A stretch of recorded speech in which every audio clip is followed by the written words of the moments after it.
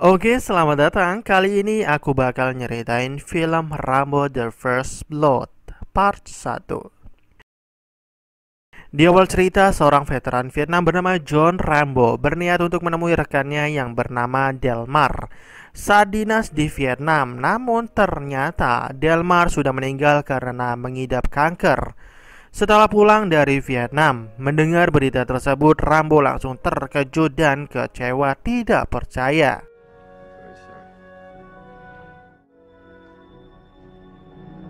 Kemudian Rambo kembali melanjutkan perjalanan hingga bertemu di sebuah kota kecil, dan di kota kecil ini terdapat sheriff yang cukup ramah dengan warganya. Morning, Amy. How you doing, girls? Andy! Howdy, Will. Namun ketika sedang berpatroli, sheriff yang bernama Will ini menyapa Rambo dan menanyakan kemana tujuannya. Dan Rambo mengatakan kalau dirinya mau ke utara. Will terlihat tidak senang dengan kehadiran Rambo. Karena apa? Karena penampilan Rambo yang terlihat seperti gelandangan. Kemudian, sheriff ini memberi tumpangan untuk mengantarkan Rambo ke tujuannya, dan ketika dalam perjalanan, Rambo meminta Will untuk berhenti di warung nasi Padang. Akan tetapi, Will mengatakan kalau warung nasi Padang untuk Rambo singgah masih sangat jauh, sejauh 30 mil.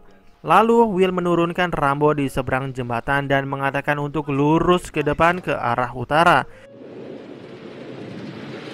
Kemudian Will menghentikan mobilnya setelah melihat Rambo kembali masuk ke kota. Lalu Will langsung menggeledah Rambo, dan alangkah terkejutnya perasaan Will setelah melihat pisau segede gaban yang dimiliki Rambo. Dan tanpa basa-basi, Will langsung membawa Rambo ke kantor polisi karena telah membawa sebilah pisau dan dianggap telah sedikit melawan polisi saat akan diperiksa sebelumnya. Dan di sini Rambo diperlakukan buruk oleh para polisi, membuat Rambo menjadi bernostalgia ketika berada di Vietnam sebagai tawanan. Hey, Preston! How you like that, huh?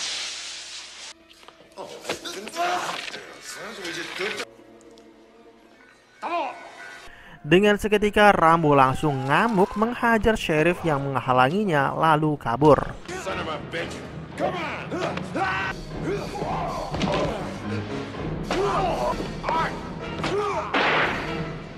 Hey, you can...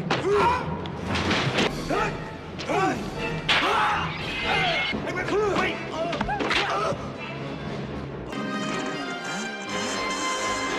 Will sempat melarang Arthur untuk menembak Rambo karena akan membahayakan warga sekitar. Kemudian aksi kejar-kejaran pun tak terelakkan.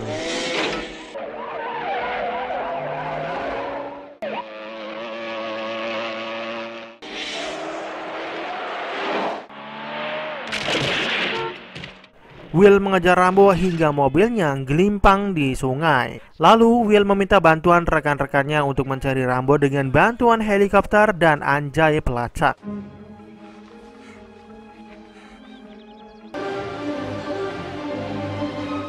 on, sweetheart!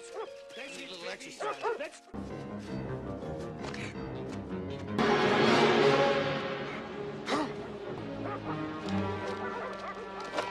Tidak lama kemudian muncul bantuan helikopter. Di sini Arthur mencoba untuk menembak Rambo yang berada di tepi jurang. Namun tembakannya tidak kena-kena. Noob sih ya.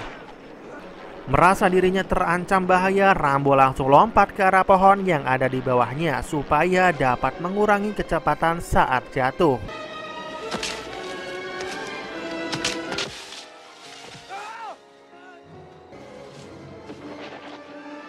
Dan Rambo langsung bersembunyi di balik pohon untuk menghindar dari tembakan Arthur.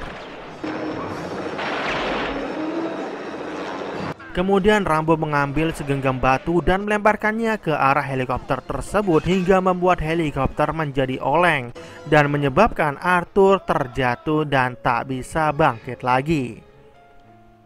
Kemudian Rambo menampakkan dirinya dan mengatakan kalau rekan mereka yang baru saja meninggal bukan karena ulah Rambo, melainkan kesalahannya sendiri. Para sheriff yang tidak terima malah langsung menembak Rambo. Untung saja tidak kena.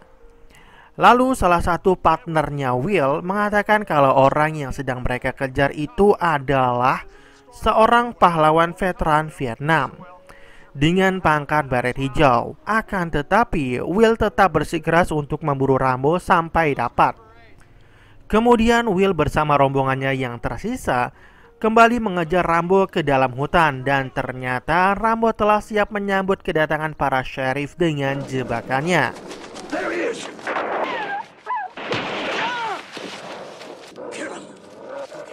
Go get him.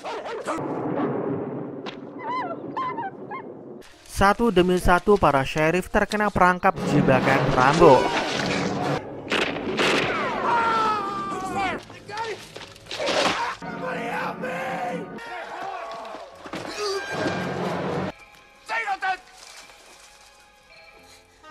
Dan akhirnya Rambo berhasil menangkap sekaligus mengancam Will. Di sini Rambo tidak membunuh para sheriff tersebut.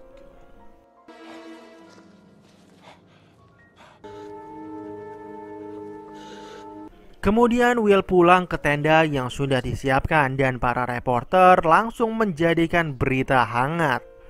Tidak lama kemudian Will didatangi seorang Kolonel Samuel Troutman yang telah melatih Rambo dan ingin membantu Will. Namun Will dengan sombongnya menolak.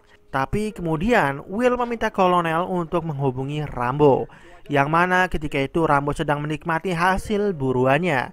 Ketika mendengar suara Kolonel, Rambo langsung menjawab panggilan tersebut. Dan Kolonel meminta Rambo untuk menyerah, namun Rambo tidak mau, jelas saja. Dikarenakan Rambo telah menjawab panggilan radio tersebut dan sekarang para sheriff telah mengetahui lokasi keberadaan Rambo. Keesokan harinya Will mengirim pasukannya yang cukup banyak untuk mengepung Rambo di tempat persembunyiannya. Dan tentu saja Rambo sudah mengetahui hal itu.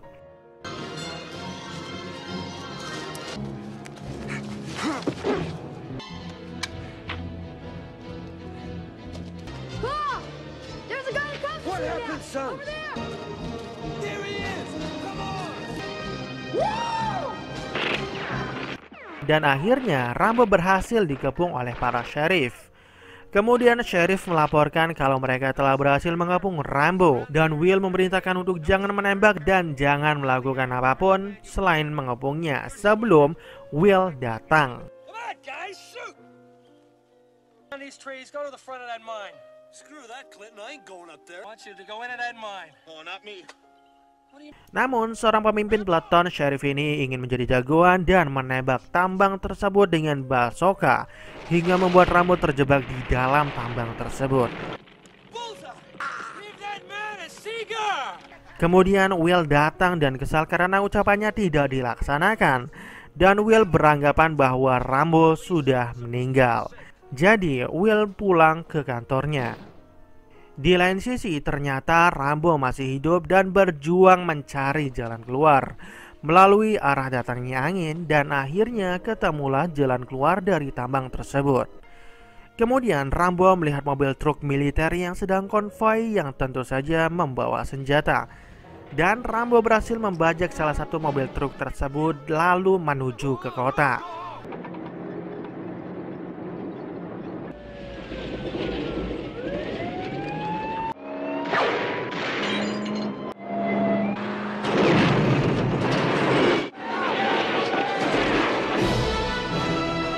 Setelah sampai di kota tujuannya, Rambo langsung mendumbur pom bensin dan langsung membakarnya.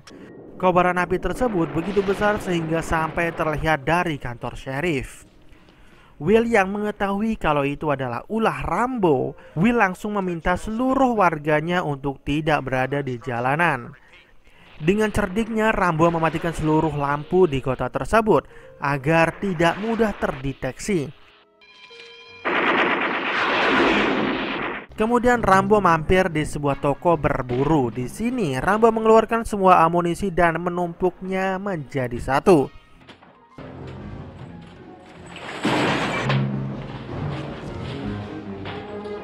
Lalu membakarnya.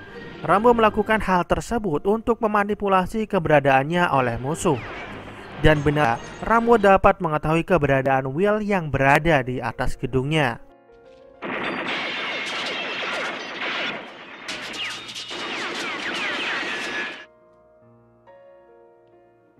Dan akhirnya Rambo berhasil menembak Will. Kemudian ketika Rambo ingin menghabisinya, tiba-tiba Kolonel Trautman menghentikan aksi tersebut dan Rambo pun tidak jadi menghabisi Will. Di sini Rambo mencurahkan kesedihannya yang telah lama terpendam. Rambo menceritakan teman-temannya yang terbunuh secara sadis dan brutal di Vietnam. Meskipun kejadian itu telah terjadi 7 tahun yang lalu, akan tetapi Rambo masih terus terbayang dengan kengerian yang dialaminya itu. Dengan bujuk rayu Kolonel Trautman, akhirnya Rambo menyerahkan diri dengan didampingi kolonel sekaligus orang terdekatnya. Dan film pun berakhir.